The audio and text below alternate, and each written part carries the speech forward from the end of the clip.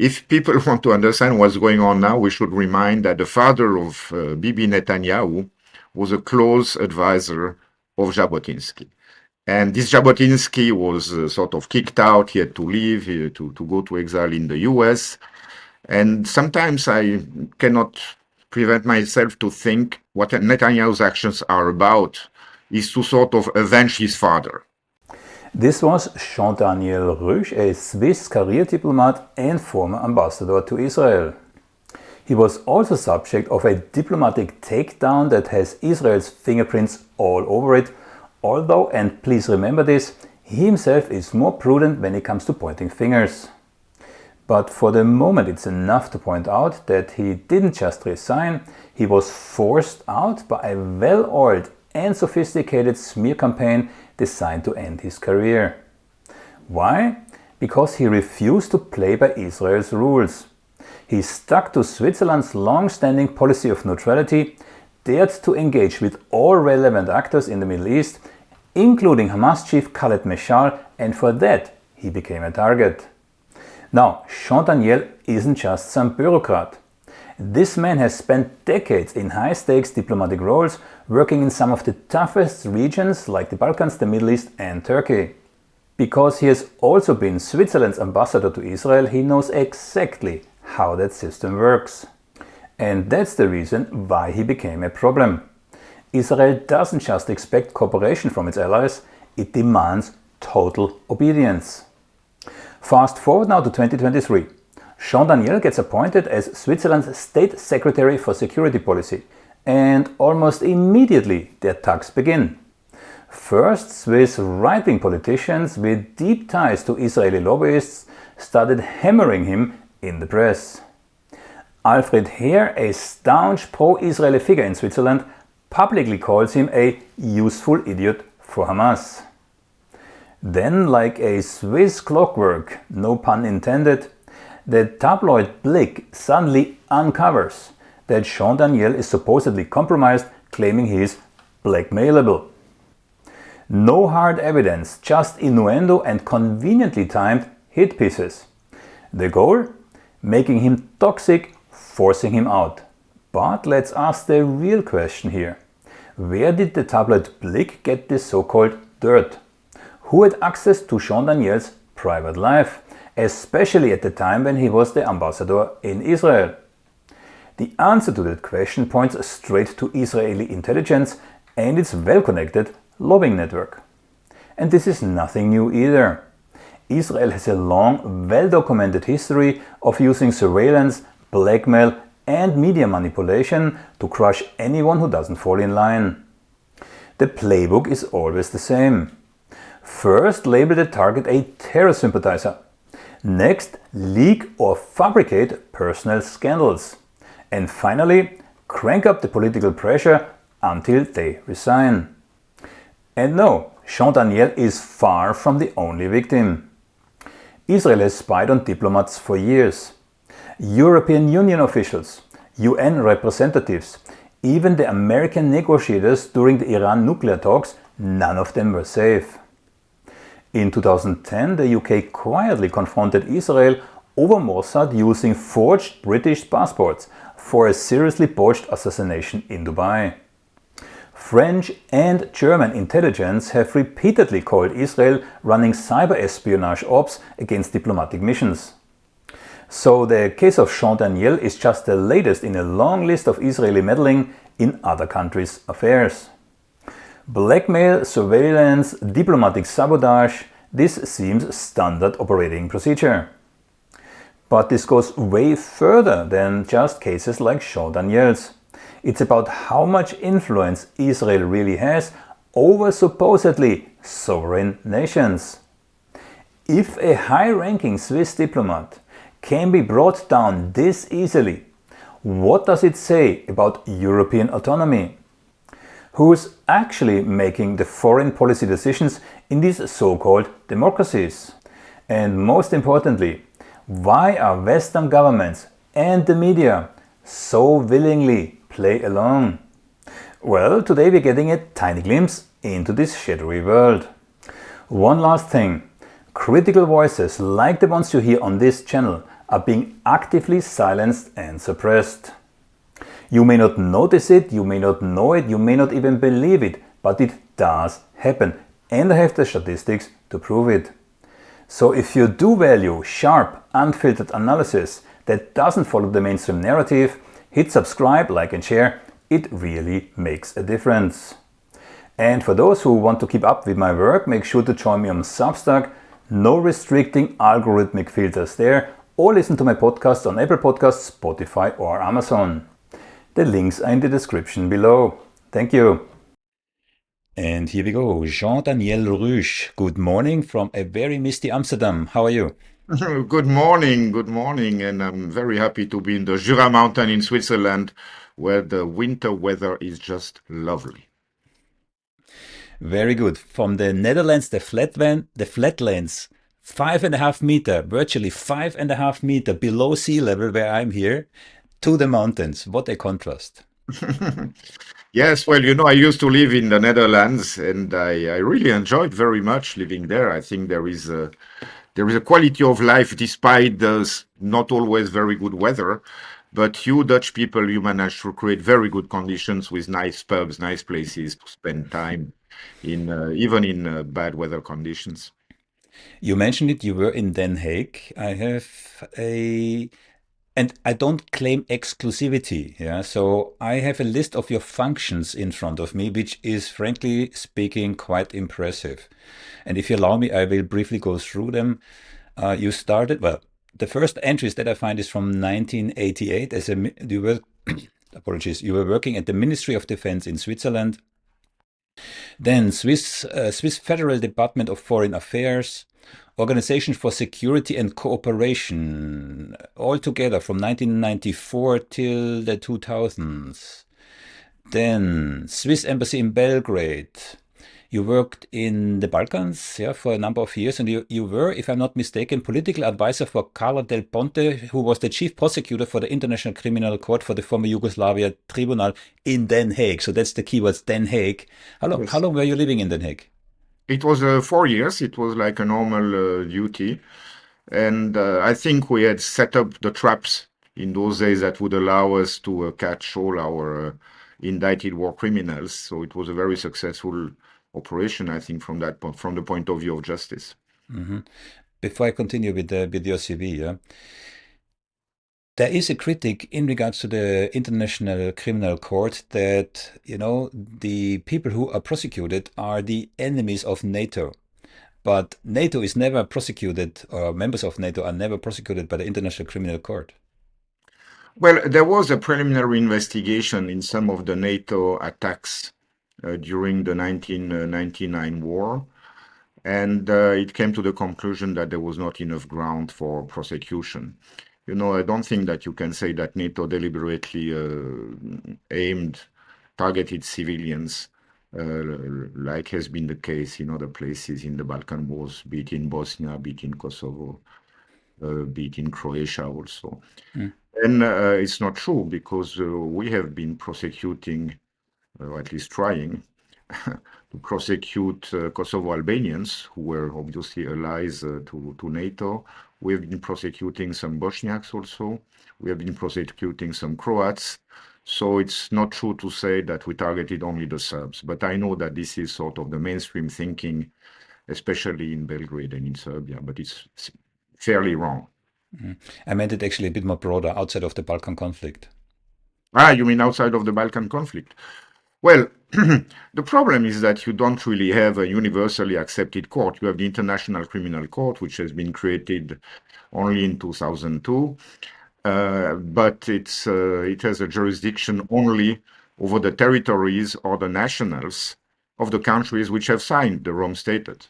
So the US is not part, Russia is not part, China is not part, Turkey is not part, Israel is not part, even though now Israelis are prosecuted because they are alleged to have committed crimes on the territory of Palestine, which is a party to the Rome Treaty and the International Criminal Court. So there are some legal reasons why it is not possible, but this is work in progress, and I really, really hope that we can move forward. By the way, speaking about justice, There is something called universal jurisdiction that some countries like mine, like the Netherlands, I think also, have in their laws, in their criminal laws, which allows our courts in Switzerland to prosecute whoever, whatever the nationality, whoever has committed what we call international crimes, meaning war crimes, crimes against humanity, or the crime of genocide. And for that reason, by the way, we had two instances where senior Israeli officials either had to cut short their stay in Switzerland or did not come at all to Switzerland, even though they were invited, because they were afraid to end up in front of the Swiss federal prosecutor, because they would have been sued by NGOs involved in prosecuting war criminals. So the reach of international criminal law is indeed much larger now than it was even 15, 20 years ago. But as I said, it is a work in progress, it's a development. And if I may add, of course, the whole international legal system is under attack, is very much threatened, the whole international system even. The General Assembly is not really an executive body. The Security Council is dysfunctional. And the only thing that we still have in this superstructure trying to govern the world are the two courts, the International Court of Justice, which has been very active in 2024, and also the International Criminal Court. So I think if we want a world governed by law, we law-abiding nations should definitely strongly support these two courts. You're absolutely right. The international institutions face massive undermining. Yeah, but continuing with your impressive resume. So, International Criminal Tribunal, Swiss Federation Department of Foreign Affairs, then very interesting, Special Representative for the Middle East from 2008 to 2012, and then followed by 3 posts as ambassador, one in Serbia/Montenegro, then the one in Israel from 2016 to 2021, and the last one in Turkey. And lastly, you were appointed Secretary of State for Security Policy, and that was in September 2023. And then followed something that disrupted probably not only your career, but also your life to some degree. According to my research, there was, and feel free to comment, yeah, there was an Israeli campaign against you based on probably based on information obtained by the Israeli Secret Service and then leaked to the press. And before I give you the opportunity to comment, this information apparently was obtained by Israel at the time when you were ambassador in Israel. And I have next to me a list just to outlining for people who might find this incredible. Israel is spying on ambassadors of other countries. Well, if that was the case, in your case, you were not an exception, because there's a whole list of ambassadors that have been spied on whilst they were positioned in Israel. US diplomats and surveillance by the Shin Bet from the 1990s to the 2000s. Reports emerged then already. Spying of the US embassy in Tel Aviv, 2019, came to light. Then we have the French ambassador, Christophe Bijot, 2010. British ambassadors, plural, from the 1980s to the 1990s were spied on. Then, of course, monitoring of the UN diplomats in Jerusalem. I think this is quite well known. Canadian ambassador, Howard Ronald Balloch. And then the list goes on and on. I just want to highlight this to demonstrate this is not an exception. Yeah. No, this is very systematic, and it's not only in Israel. These are almost regular practices by many states. Now, in my particular, in the smear campaign that was launched against me after I was appointed, obviously some of these informations were used or were leaked to the Ringier group, the big group, which is sort of the main one of the main daily in the German part of Switzerland. But it doesn't really mean that the smear campaign was organized by the Israeli government. I always had very good relations with all branches of the Israeli government. At one point, we were even asked by the Israeli government to use the fact that we had contacts with Hamas to negotiate the return of two bodies of dead soldiers, which were kept by Hamas. So quite the opposite. I think we had a very trustworthy relationship with the establishment in Israel. Now, how did this file reach those who didn't want me in that position? I really cannot say. And who was behind that? I cannot say either.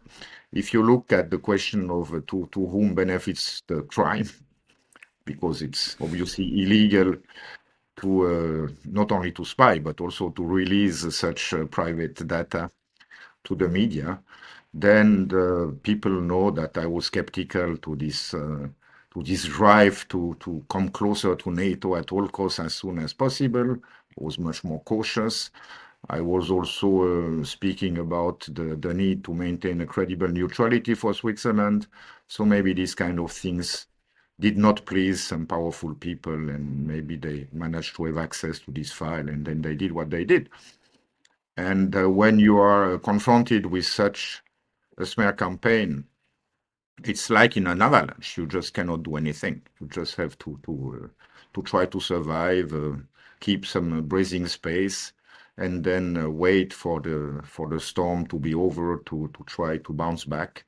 And that's what I did by publishing a book shortly after this, let's say, not very pleasant moments. Yeah, and you mentioned your book. It's called Crime, Hate, and Tremors From One Cold War to the Other. Now, I ordered the book immediately after you confirmed your participation in this interview. Unfortunately, maybe because of the holiday period, it has not arrived yet, but I will read it with great interest. I did a little bit of research, so it's quite wide. Maybe you tell us in a nutshell, what are the key arguments, the key topics in the book? Well, first I have to say what provoked my desire to write a book, because it was not this story with this smear campaign. I started much earlier. Actually, I started to write the book after the invasion of Ukraine by Russia, because I had sort of a surge of anger, and another one after the talks that took place in Turkey soon afterwards collapsed.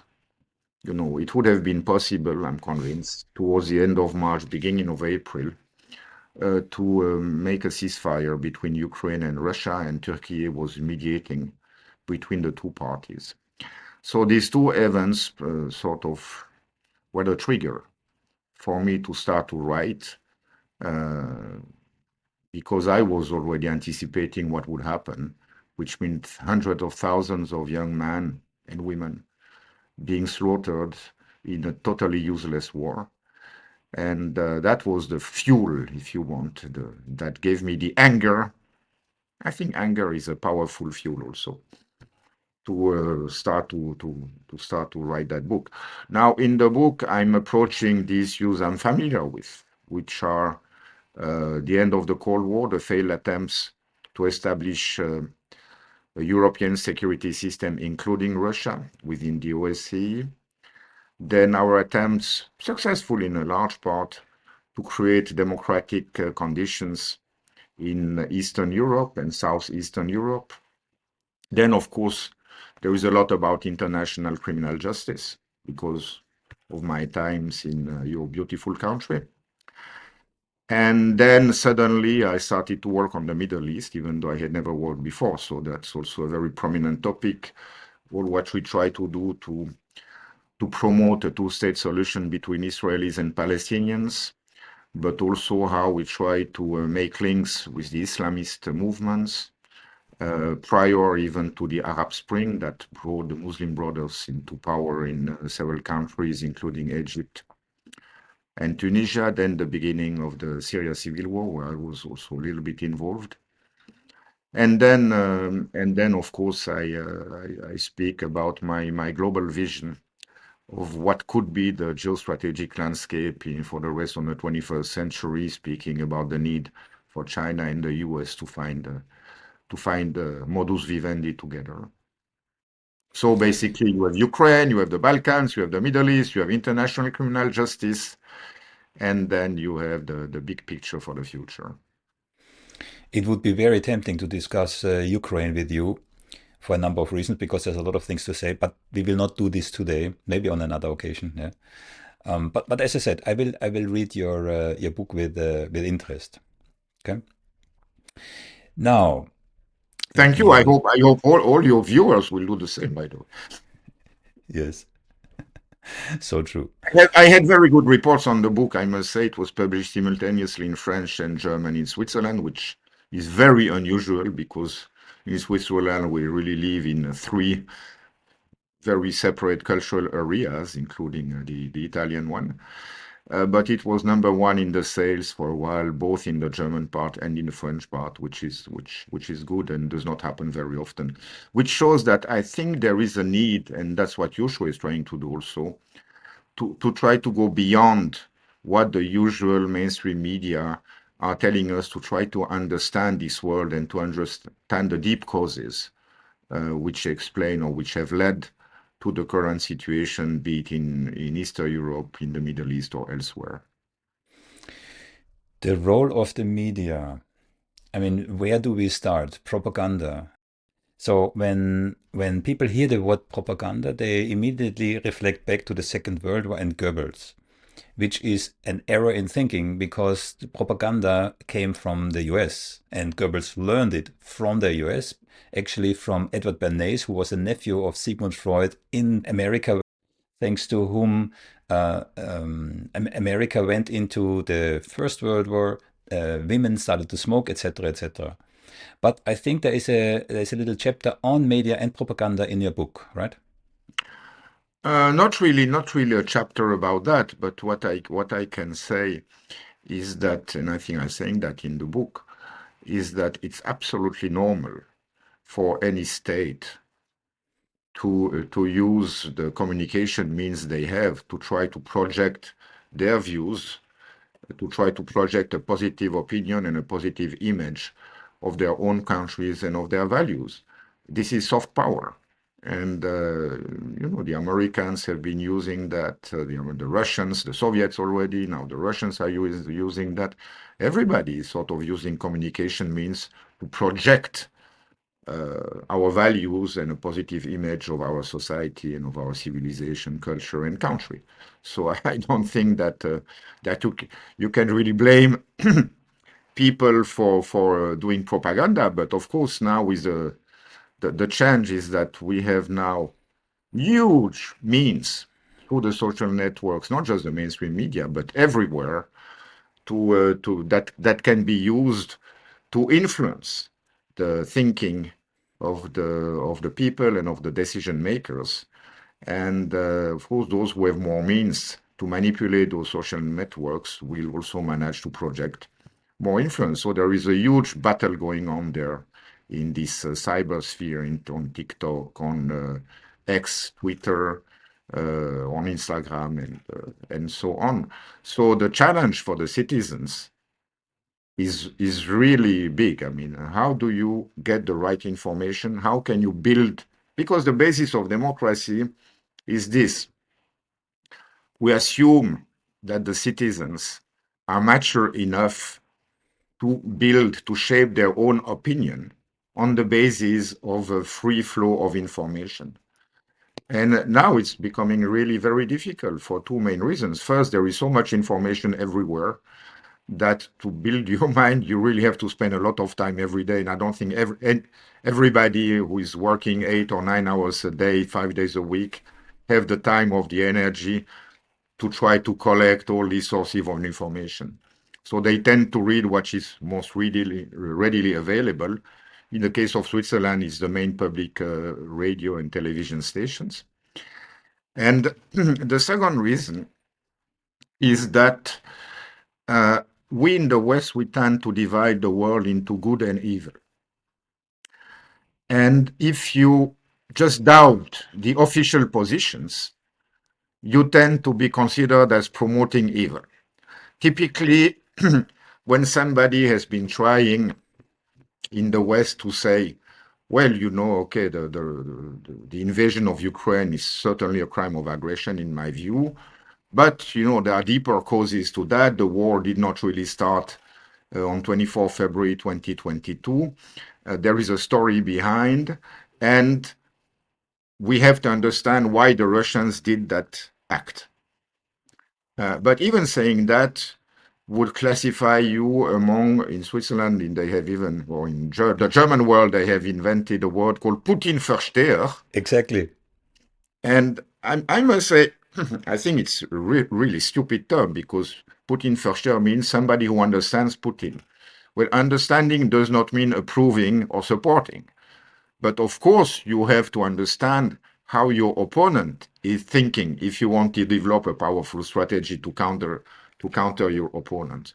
So this term is absolutely stupid, but of course it has become a synonym for you are a traitor.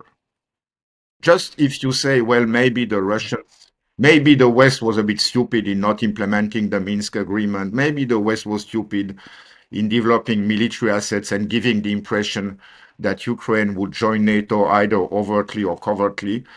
Uh, Even saying that puts you in the category of the bad people. There is a kind of reminds me of the times of the Inquisition almost. So free speech is not really is in danger also in our Western societies. We can put this on the conflict in the Middle East. Apologies. Exactly as the Russian invasion didn't fall out of the blue sky, neither did October the 7th. And the same arguments that you just mentioned apply here.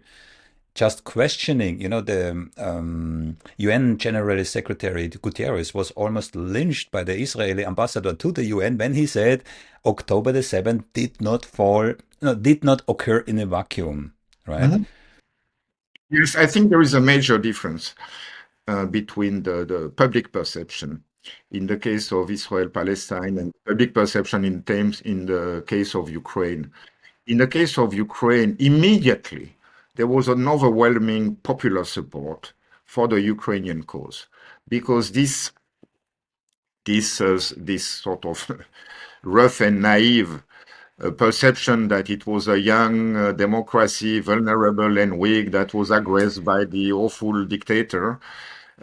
This spoke to the people. I don't know if it awoke some old memories in our genes from the fears that we had from the Soviets or from the communists or from the Bolsheviks in the old days. But it was amazing to see how Europe, and Switzerland was no exception, opened its arms to the Ukrainians. Uh, The blonde, blue eyes, they look like us. Yeah. Mhm. Middle East, they're Arabs. Ta. Yes, that's completely different. Absolutely. So, but in the case of the Middle East, and again, I cannot speak for the whole of Europe, but it seems to me that there is much more sympathy in many circles in Europe, certainly in my country, for the Palestinian cause. Because there is something, maybe it's very Christian also, something linked to what we've learned about compassion. We tend to take the side of the weak side. So in the case of Eastern Europe, Ukraine is perceived as the weak. In the case of Israel-Palestine, the Palestinians appear as being the victims and the weak people. So in large segments of the society, not everywhere, of course. If that's the case, then I'm positively surprised because I'm not seeing it. Okay, again, I don't know in the Netherlands. Germany is of course a special case, Yeah. but certainly in Switzerland, you see that the opinion is very much divided, uh, and there is a kind of disconnect between the public opinion, which is divided, but I would say that there is a slight majority that would say we understand the Palestinians are victims and something needs to be done to stop the Israeli occupation, the illegal occupation of the West Bank, Gaza, and Eastern Jerusalem, and the political establishment, which has proven to be totally pro-Israeli. I mean, they have in Switzerland we have gone even more in more extreme way on the side of the Netanyahu government by suspending totally our contribution, first cutting and then suspending what was left for UNRWA. Then we On did on complete sorry, on completely fabricated reasons, right? Well, I think it's because people react to the kind of influence. I mean, we're talking about the smear campaign against me, but I really think that if there is an Israeli influence which is being exerted, it is with the parliament and But with sorry, but I meant it was claimed by Israel that in UNRWA actually employed terrorist affiliates or terrorists, or which was completely debunked. It was from the very outset. It was an incorrect statement. yeah, absolutely. And there was a commission led by the former French Foreign Minister Colonna that said basically you can continue the support, there won't be funds diverted to Hamas. But this is not the point. I think that those who take the decisions in our parliaments or governments, they do not necessarily react to the truth or to these kind of facts, but they react to the kind of power and influence which is being exerted on them. And from that point of view, this government is extremely successful and very powerful in exerting influence on the parliament. In Switzerland, like in any other parliaments, in the Swiss parliament, you have friendship groups with other countries. Mind you, the largest friendship group is not with Germany, France, the Netherlands, or the USA. Sorry, It is just to with it. ensure that that I understood correctly. Friendship groups. What do you mean? Friendship group. Friendship. Sorry. Yeah, friendship. Okay. Yeah. Okay. So the friendship group with Israel is the largest in the Swiss parliament, and you wonder why. How come people would join that group rather than to join the group with France, or, with our most important neighbors, with whom we have most trade and cultural relations. No, so you see, they are very powerful in one way or another. And then they are also funding some NGOs which are being listened to. As a former ambassador to Israel, I was never asked to testify in front of a parliamentary commission, but the head of an NGO called UN Watch, which is really doing Israeli propaganda pretty efficiently, I must say, is very often called to testify in front of that commission. Why? Well, It's very interesting. Again, I don't want to digress too far, but it's very interesting that Israel attacks the very organization that created it. Yeah. So Israel exists thanks to the UN, and now Israel attacks the UN. I mean, this is kind of, you know, I don't think you can. I think it's a bit exaggerated to say that Israel was I know I make it very black and white, the but creation of the UN. At the end of the day, the Declaration of Independence uh, was uh, was a purely Israeli act from 1947, following the failure of the UN partition plan. And the UN partition plan failed mostly because the Arab states refused the partition plan. So we have also to be fair on that. that's a tricky proposition because we know from Ben Gurion's letters to his son that from the very beginning, Ben Gurion saw the partition means the two-state solution only as an end to as a means to an end. Yeah. So I have a sort of a different interpretation there from all I read and etc. please, yeah. I think what is very important to know to understand the present situation is that you had mostly two currents within the Zionist movements from the beginning of the last century. One was led by Ben Gurion, and the point was to have a sizable Jewish majority, even on a small portion of land. And the other option was the one defended, promoted by a guy named Zev Jabotinsky. Mm-hmm. And Jabotinsky's view was really a view of a greater Israel, which would extend certainly on the whole of Palestine, but also partly Jordan, Lebanon, and so on and so forth. And Syria. Syria. And the Ben Gurion option won in 1947. Now, if people want to understand what's going on now, we should remind that the father of Bibi Netanyahu was a close advisor of Jabotinsky. And this Jabotinsky was sort of kicked out. He had to leave, to go to exile in the US. And sometimes I cannot prevent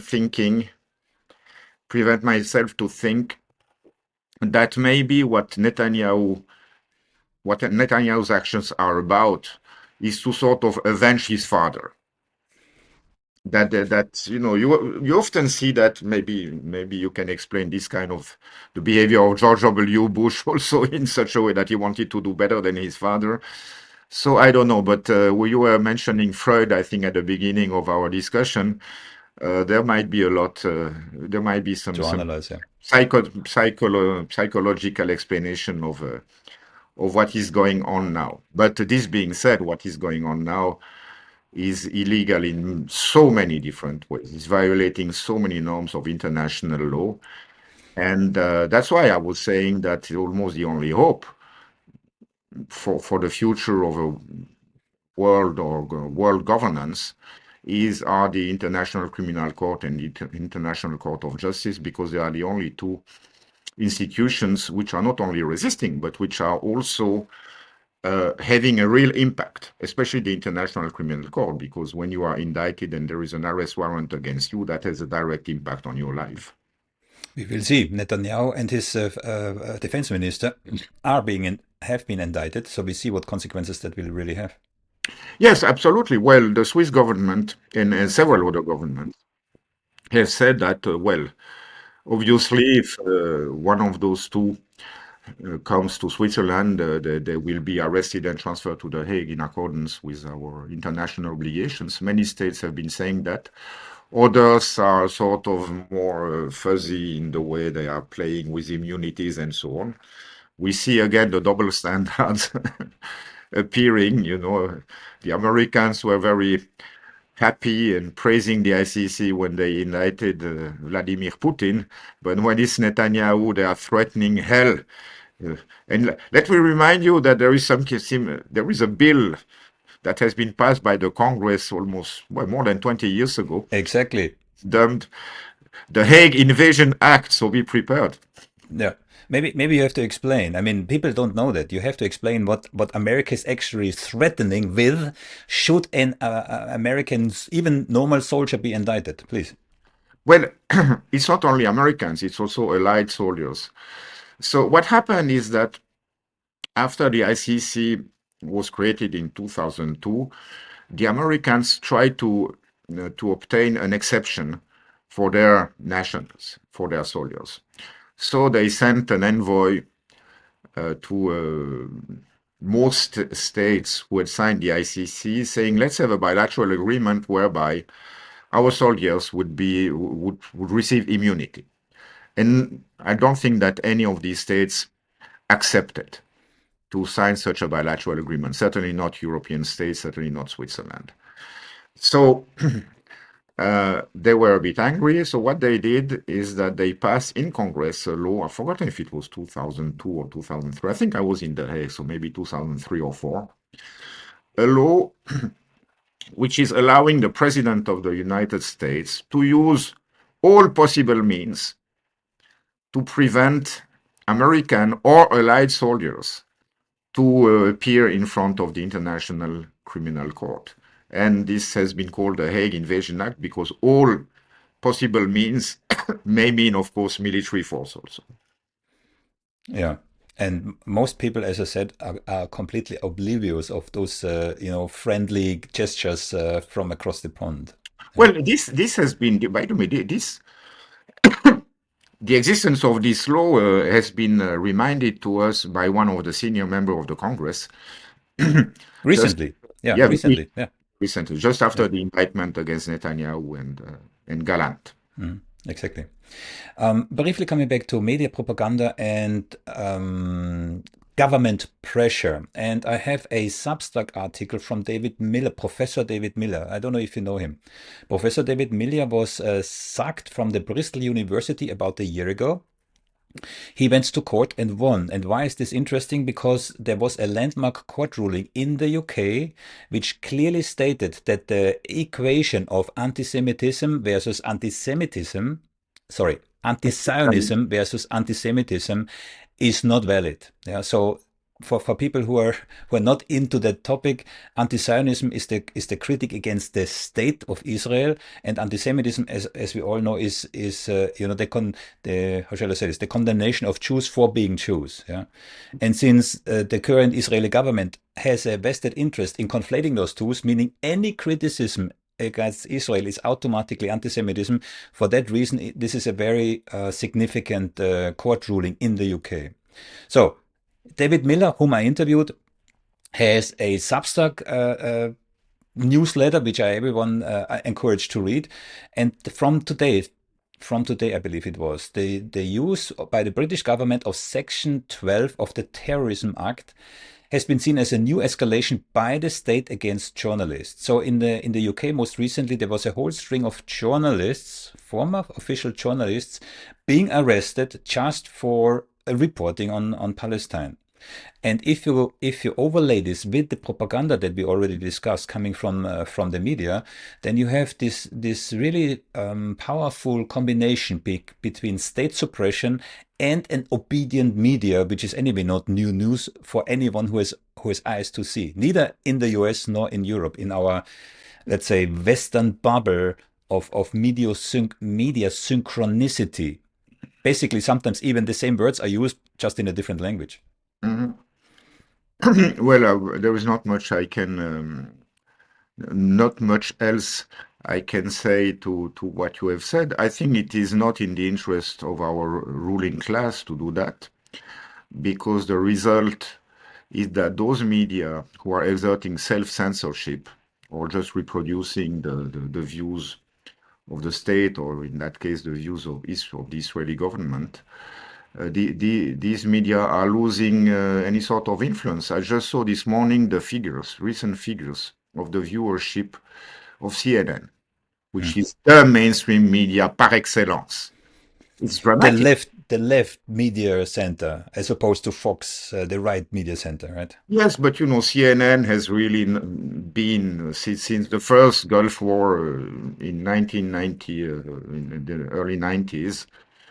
CNN has been sort of the mainstream media where many people were taking their information and were building their worldview. But now the drop in the viewers is absolutely dramatic. Also NBC, I mean, the kind of drop after the Trump election is somewhere close to 50% less viewers, according to the figures I've seen. So, and I think it is also the result of this lack of allowing opposing views. Actually, what is almost paradoxical, if you want to understand and have a real diversity of opinions and analysis on what's going on in the Middle East, the best source of information is Haaretz, an Israeli outlet. So true, so true. Yeah. So in Israel, you have a freedom of opinion, which is which you have much less, or which is hard to maintain in Western Europe. I like this kind of paradox. Of course, on the other hand, there are also attempts by the governments to harass Haaretz. I think they have cancelled all their Yeah. Yes. All registration. government funding, yes, all Yes. government funding from Harris has been pulled. I have interviewed Gideon Levy. I don't know if you know him, Gideon Levy. Oh, he's a He's good friend. He's a good friend. okay. We were all the time together, especially in the days of COVID, because I had a garden, so we could meet in the garden without too much risk. And almost every time he would come, he was on the phone with Robert Plant from the Pink Floyd. So we had a very nice time. Yes, with him. I really appreciate him. He's a very courageous person, very brave person. He would go every week. I think it was every Tuesday, he would go to the West Bank and talk to a family which had suffered from the occupation. Very often, these were tragic stories, and he had this guts, this stamina to go there and report every week on the realities of the occupation. So it's very important Jewish Israeli voice. I had to smile about the fact how small the world is. It's incredible.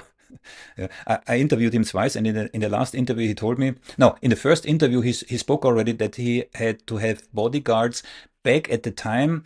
There was also a war going on, one of the many wars that Israel has fought, and he criticized the Israeli pilots. Yeah, that was the first time he needed bodyguards, and now, right now, is the second time in his life where he needs bodyguards in Israel.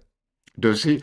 Okay, when I was in Israel until 2021, thanks God he didn't need bodyguards.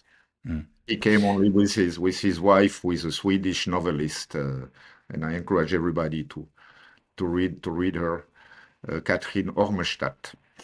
Okay. Coming back to CNN, I mean, right, what was it?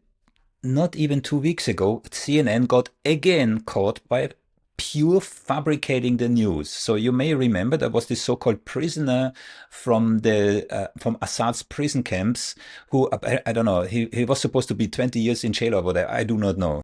And then it turns out it's actually a torturer. Um, the story was completely reversed. It was an Yes. absolute fake story, and CNN. I mean, now you find on social media, was CNN duped? I mean, this is just the latest in a string of embarrassing. I mean, I hate to quote Donald Trump, fake news story. Yes, but I think you have to see what is behind that. There is obviously a strategy which is being carried out by the U.S. media. I don't know how much it is coordinated with U.S. government agencies or not, but there is a push to make Al-Jolani and his HTS group Western friendly. So it's about the polishing the image of those who are still, I think, on a UN and US Watch terrorist. list. Yeah, They, terrorist, not just watch list. they killed the bounty now. So the bounty of CNN, excuse me, CNN has been very active in that, and I see this stupid interview with, as a continuation of a series of reportings on Syria under Al-Jolani. Wasn't it amazing that 3 or 4 days after they took Aleppo, CNN was already there to interview Al-Jolani? I mean, it shows that this had been planned and organized already for a while to put Al-Jolani under a favorable light.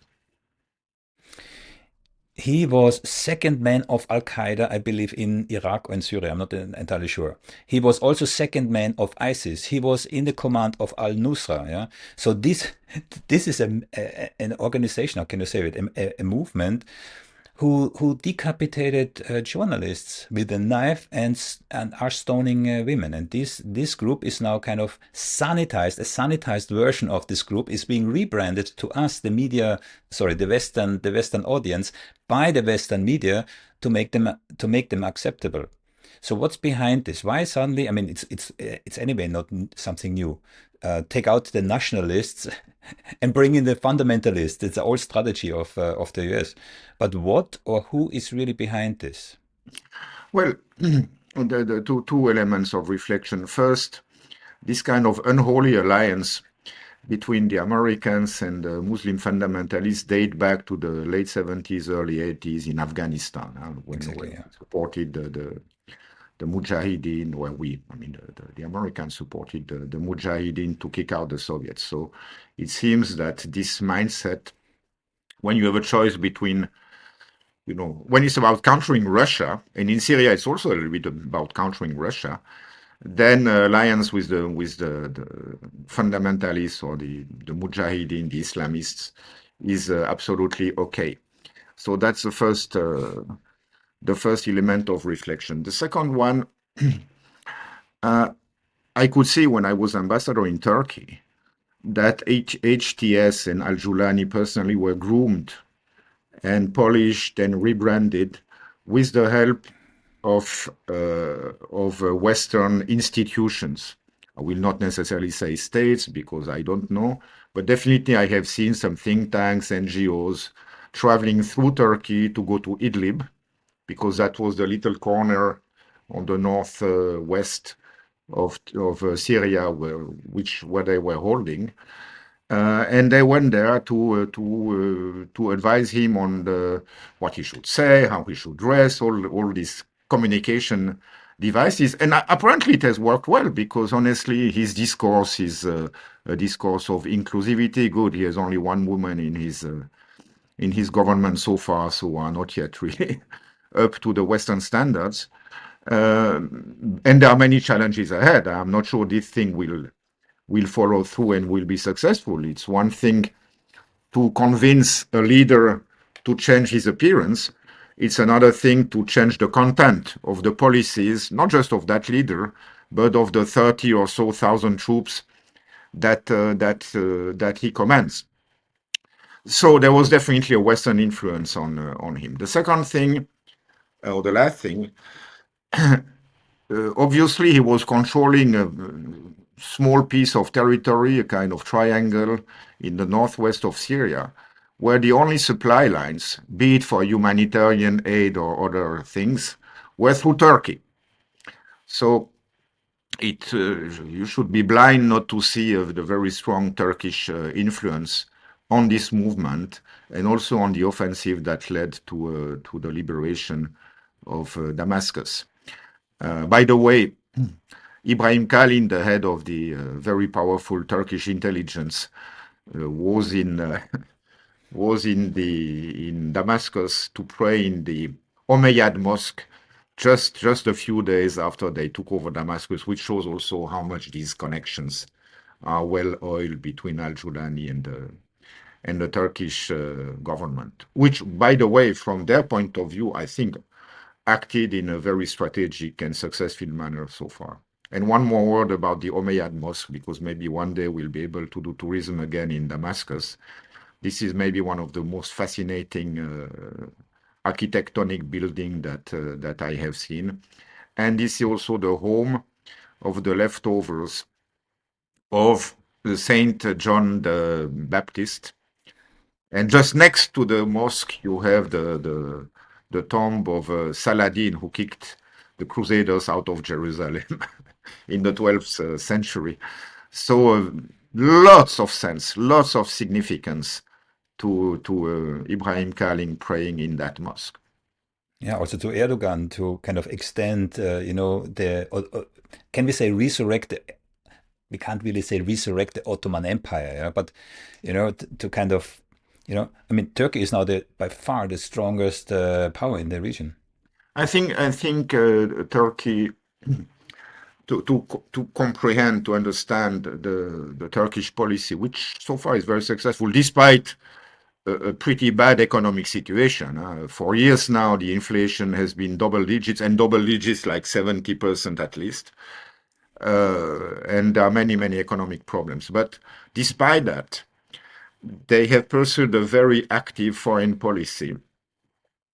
And I think the two things that are really inspiring, the two big inspirations, or which gives the energy to this foreign policy, is first, that the top leadership has a very strong spirituality. They are religious people who are all affiliated to a Sufi current. There are many Sufi currents. Huh?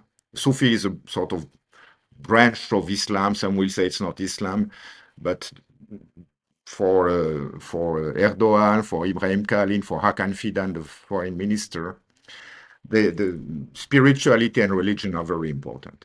So they are really very much connected to the spiritual roots of the Turkish people.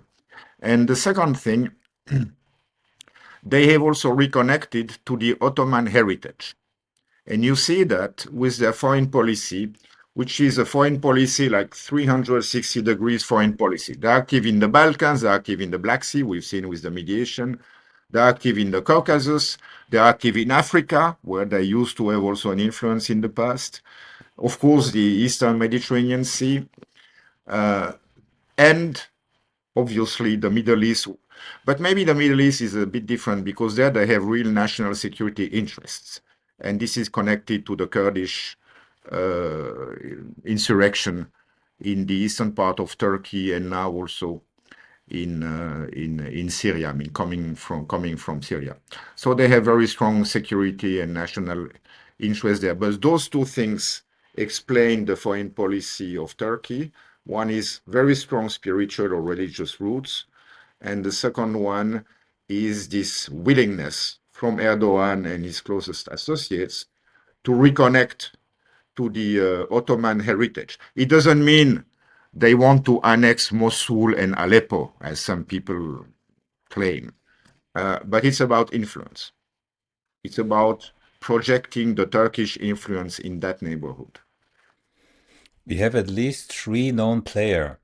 The first one, maybe not necessarily in this order, yeah, but the first one is Turkey, then we have Israel, and then we have the US. Turkey, you just described. Israel has, how shall I say this, invaded or taken another buffer zone beyond the buffer zone in the Golan, on the Golan Heights they already have. Yeah, talking about carving out. The US, of course, have never left Syria. And where are the US? In the fertile regions, that produces the grain and the oil. And Trump, I have a video clip from Trump, he said it quite explicitly. It's already older. He said, I did not leave Syria. I think that's a video clip when he was president the first time, or talking about his first presidency. I did not leave Syria. We are still there. We are there to protect the oil. We got the oil. We take the oil. He said it multiple times. Yeah? So it's really clear that Syria is at least in danger to be carved out by various stronger interests going forward. And what we see, I agree with you, with this current, can we call it government? Some people say that will not last very long, given all those different influences in the region. It's a big challenge to collect all the various armed groups into a single government and a single Ministry of Defense and a single army. So that will be a huge challenge, and the two main challenges will be to bring the Kurdish forces into a single security structure. A second challenge will be to bring the tribes, the Arab tribes from the desert, from the eastern part of Syria, which are sort of the hardcore jihadists, ISIS people, into a government system as well. Then, regarding Israel, I would think that the reason why they increased their footprint in Syria, let's not forget they were occupying the Golan Heights already since the 80s, which is in international law a Syrian occupied territory. So I think it's mostly for security reasons that they went further into Syria. And the first target they had was Mount Hermon. Mount Hermon, which is extremely important for security reasons, but also, I mean, water is part of security there, and Mount Hermon is a water castle of the region. So to remove the Israelis from that part of Syria will seem to me to be extremely difficult. So they have just enlarged the part of the Syrian territory that they occupy. Regarding the fate of the American soldiers, I think it depends very much on whether the Turks, the central government, meaning the HTS government, and the Americans, who have the major influence on the Kurdish government in the northeast of Syria, will manage to find a deal. And what could be in that deal, what would seem logical, what the Turks want, is that Kurdish forces withdraw 30 kilometers inside Syria from the Turkish-Syrian border, so as to prevent PKK. PKK is this Kurdish organization which is considered as terrorist, certainly separatist, considered as terrorist by the Turkish government, not by the Swiss government. That's what I'm saying, by the Turkish government. So to withdraw them, so as to prevent the PKK from operating in that region and also in eastern Turkey. This is what they want. The second thing will be to try to integrate the PKK, find a kind of governance deal together with Al-Jolani. So obviously what the Kurds would want with some kind of autonomy the KRG, the Kurdish regional government in Iraq, is working, which is de facto not under the control of the Baghdad government, which has very large autonomy, but de jure is part of the constitutional framework. So that could be a model which could produce stability and could allow the Americans to leave. Now, maybe Trump will come to power and say, enough of these endless and useless wars. I want my 900 or 1,000, now people say 2,000 troops back from Syria, but that would be very disruptive if he does that, and I'm sure that's what he's going to hear from his security advisor. Don't leave now, let's wait until there is an agreement between Damascus and Kurds. Since you brought up Donald Trump, what's your? I mean, Trump is seen as a wild card. Nobody really knows. He's unpredictable. Nobody really knows what he might do. But the mere election of Donald Trump, what does it mean for the Middle East? Considering, for example, I mean, I could list quite a number of examples here, but his very son-in-law, Jared Kushner, openly discussed beachfront property in Gaza. Right, so they're actively. I mean, there was a report from. I will link the original document in the description of this interview. There was a report that was published that was actually leaked to Israeli media 6 days after October the 7th, which was a full-fledged plan to ethnically cleanse Gaza completely with potential countries to place the Palestinians on. I have been in Jordan two and a half months ago. I have interviewed four top diplomats, amongst which the former foreign minister, Dr. Marwan Mouasha, and all four shared the same kind of concerns, that Israel might try to push all Palestinians, West Bank and Gaza, into Jordan. And then there's even a slightly more extremist view, which indicates the potential of the Palestinians then topple the Hashemite regime in Jordan and make it the real Palestinian state. Well, this has been a very long-standing objective of the Israeli nationalist right, including very important trends in Likud, which has been to clear the whole of the British Mandate Palestine, let's say, so including Gaza, East Jerusalem, and the From West. the river to the sea. That's actually a slogan in the Likud's charter. Exactly. And when after the 7th of October, some of these persons within the Likud, they have immediately understood the opportunity. I mean, myself, I received a phone call from a friend I have who is a leader of one of the branches of Likud, who told me, so Jean-Daniel, now is the moment.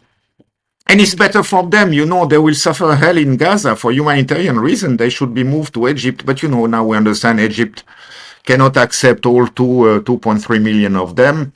So we have to find other countries. And we think, of course, of Europe and the United States. So we're trying to think of a plan. How many would you take in Switzerland? What do you think? I suggest 75,000. Does that seem reasonable to you? And of course, I said, well, I'm sorry, but I don't think that the Swiss government will ever enter into some sort of serious negotiations about anything like that. And of course, my view is that there should be a ceasefire, that the Israeli troops should leave, and then there should be serious negotiations that could lead to a two-state solution. But this option seems very, very irrational and unrealistic nowadays, unfortunately. But for the Middle East in general, if you want to see my view on Trump, of course we had some hopes before he was elected or just after the election that since he knows Netanyahu, we have heard also that the relations were not always very smooth, that he was angry that Netanyahu was pretty quick to recognize the victory of Biden when Trump was still claiming that he had won.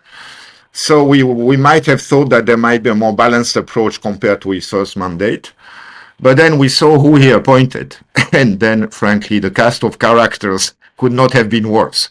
So you have the guy who is being appointed as ambassador to Israel, who claims there is no such a thing as a Palestinian people.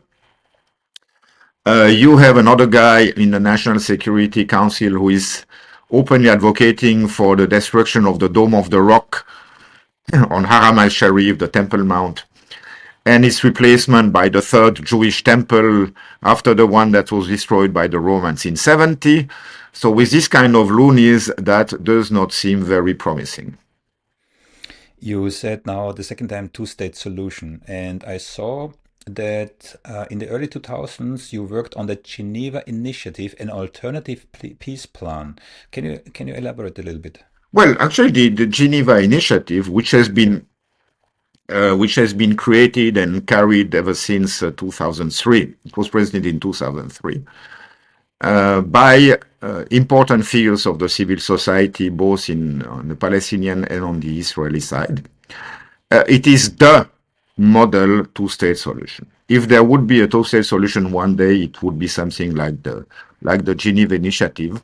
It's a 500 pages document, which is going into all the key issues, be it the division of Jerusalem between a Palestinian capital and an Israeli capital, the borders, the settlements, security arrangements, the creation of a corridor, land corridor to connect the West Bank.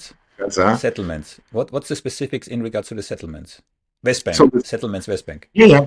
So the how to get rid of the settlements, or how to the question is, how do you prevent having Jewish settlers under Palestinian authority, or the authority of the Palestinian state, simply because they don't trust the Palestinian to ensure their security, and they would be afraid to stay there. Yeah, but they're not supposed to be there. So well, my question... first, they are illegal, I know, but still nowadays they are the main obstacle to a two-state solution, because in the meantime there are somewhere between 600 and 800,000, depending how you count. So what we have imagined back then, but there were less settlers, is to have land swaps, and these land swaps would include into Israel the bulk of the settlers, like 80% of the settlers. It's mostly Ma'ale Adumim, Gush Etzion, and Ariel a bit in the north.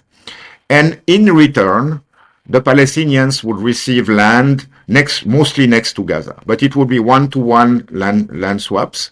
And you would have already the bulk, a vast majority of the settlers who would be included in the new Israeli borders. For those remaining, there was a plan to have economic incentives, because most of them are economic settlers. They go there because they are subsidized, they pay less taxes, they have better living conditions for their children, they can have bigger apartments, cheaper, and so on and so forth. Plus, they have very good communication on roads which are reserved for Israelis.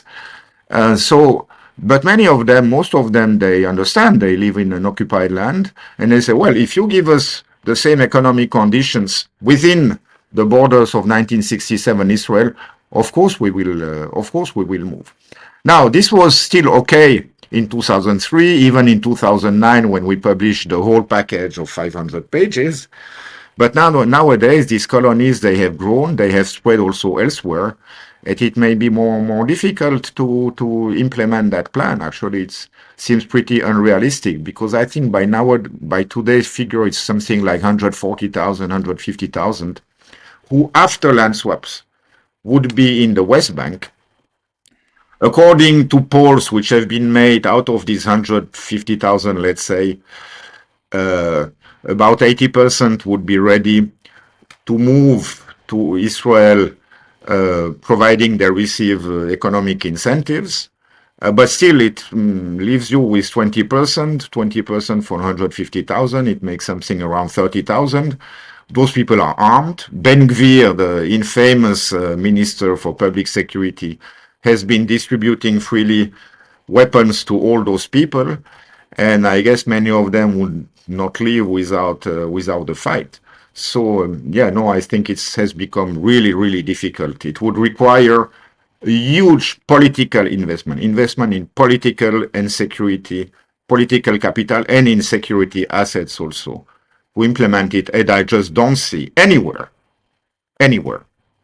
in Israel, even in Palestine, because we could also speak about the difficulties on the Palestinian side, or in the West, I don't see anywhere the willingness to put the political force pressure that you will need to implement a two-state solution. So what is going to happen probably is that it seems the Israelis are winning that war. And I'm not sure if Trump can do anything against that, especially with that cast of characters he has appointed. I've spoken to a number of subject matter experts, diplomats, academics, who say that any politician, I mean, forget Netanyahu, but any politician in Israel trying to come to a just solution would risk civil war in Israel, even without considering the West Bank. There's so many fault lines now within Israel that I even have an interview. I think it's called "Could Israel Implode from the Inside?" Yes, I cannot really, I cannot really, I cannot really condone these views. I'm not so sure about that. I think many people neglect the fact that in front of an outside threat, the Israelis tend to unite and forget their divisions.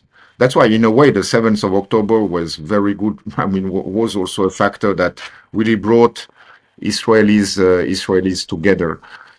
So I'm not sure. I'm not really sure that would happen. Plus, you have a strong army. Okay, it's a people's army. It's a citizens' army. So I'm not really sure. The problem is really the biggest problem are these religious settlers who have a messianic view, and the other major trend which is influencing the Israeli society now is that the traditional Ashkenazi labor leftist elite is European descent, Ashkenazi versus Sephardic Oriental descent. yes, and they are they are losing ground. They have almost lost any political power nowadays. Labor has what 5-6 seats in the Knesset, so it's more Benny Gantz and Lapid who are representing some hope for those who still believe that a negotiated settlement with the Palestinians could one day take place. But of course, they will have to face the resistance of these nationalist rightists. But again, the real extremists among them are a few dozens of thousands, and I think if there is the necessary political will, they can be dealt with. Can we still briefly discuss what may have put you in the crosshair of pro-Israel interest groups? I believe that was the meeting in 2012 with Khaled Meshal. Maybe the Hamas leader, yeah? Maybe No, I don't think so. No, I don't think so. Frankly, as I told you, I always had very good relationship with the Israeli establishment, even with Likud. I mean, the job of an ambassador is not to create conflicts with your host country. It's the opposite. Is to try to create links, and also to try with or without the consent of the host government to do things which are going in the right direction, which are implementing your foreign policy. Now, our foreign policy is coexistence between Israel and Palestinians. Is a two-state solution. So that's why I had lots of initiatives I took, for instance, in the high-tech sector to bring Israelis and Palestinians together, to try to encourage them to make startup together, to do business together, and so on and so forth. So I don't think I don't think that was a problem, and I don't think either that the fact that Switzerland until very recently had maintained links with Hamas, and I was in charge of our communications with Hamas. So I met Khaled Meshal, I don't know, half a dozen times, and it was always very, very tense discussions that we had with him. But quite the opposite. Lot of people in the Israeli establishment, they appreciated the fact that we had those contacts, because first they could sort of check their views with our views, since we met them quite often. So we had good dialogues. And secondly, thanks to these contacts, at one point we even were asked to try to do a mediation with Hamas to return those two corpses of soldiers which had been held by Hamas since 2014. So I don't think that this campaign against me was originated from that part of the Israeli establishment. As far as you can tell, if that wasn't the reason, then what was the reason that they torpedoed your assignment as Secretary of State? Well, as I told you, I had prudent, cautious views about us coming closer to NATO. I had views about us maintaining an active neutrality and a credible neutrality also towards Russia. And this is not really in the trend nowadays. Nowhere in Europe, or nowhere in Western Europe at least, and certainly not in Switzerland, or it was not 1 year ago. One thing about neutrality. Do you know Dr. Daniele Ganser, Swiss historian, Dr. Daniele Ganser? I know his name, but I have never met him. I interviewed him. He has a lot of free accessible speeches on YouTube. He's quite critical, and in regards to neutrality, I think his argument was that de facto, Switzerland has already given up its neutrality by supporting NATO vis-a-vis Russia and Ukraine. Okay, the neutrality is like a three-floor building.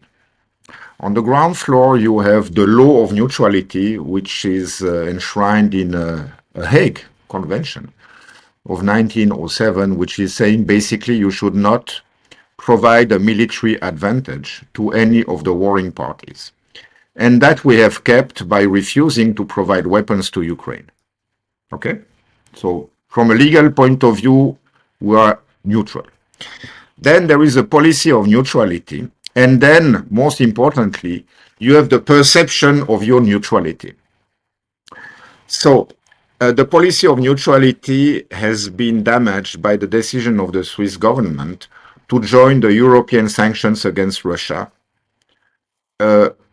even though between 2014 and 2022, we just took measures to prevent that EU sanctions would be circumvented through Switzerland, but we did not apply the EU sanctions. So there was a significant change of policy, the reasons of which remain mysterious. And then the reaction of the Russians, the perception of the Russians was, you are not neutral anymore because we're applying the EU sanctions. So from that point of view, we cannot play on the neutrality. We cannot use the neutrality to play a useful role between Russia and Ukraine because the Russians do not consider us as neutral, which is a bit of a contradiction of the Russians, by the way, because you have seen that Prime Minister Fico from Slovakia was in Moscow this week, and he offered to host talks between Russia and Ukraine. And Putin said to Fico that, we consider you as a neutral state, even though Slovakia, as a member of the EU, is applying exactly the same sanctions as Switzerland against Russia. So I'm not sure I always follow the Russian way of thinking. But it's about perception. And I think it can be corrected. But for that, probably we would need also to have a different policy and different political forces represented in the parliament and in the government. Jean-Daniel, we discussed a broad spectrum of topics, but is there one topic that is close to your heart that you feel we have not scratched on?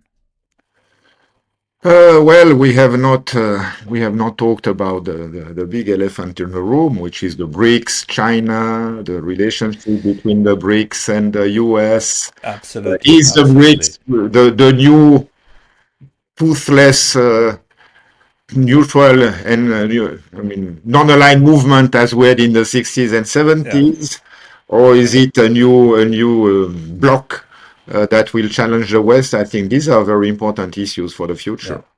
And I would love to discuss them with you, potentially in another interview. With pleasure, Thomas. It has been great talking to you anyway. Absolutely, absolutely. Jean-Daniel Ruch. Again, I invite our viewers to read your book. It's definitely worth the read. It's easy to find on Amazon. Yes. As I did. Very easy. Thank, Jean-Daniel, many thanks for your time. Most appreciated. thank you very much, Thomas. Have a wonderful day and happy holiday season and a very, very good year 2025 to you and your family and your loved ones. Fingers crossed for everybody. Yeah. Thank you. Bye-bye. Thank you. If you made it that far, congratulations, you are ahead of the pack. If anything in this video resonated with you, be sure to like it, share it with your friends, leave a comment, and as always, don't forget to subscribe. It really makes a difference. And if you want to get the even deeper analysis, make sure you follow me on Substack. In my Substack newsletters, I dig even deeper. I break down tricky ideas, show you practical analytical techniques, and I explain how you can use them in your own life. It's free, the link's right below, and I would love for you to join the conversation. Let me know how it's changing the way you look at the world and its people. As always, thanks for your support and see you next time.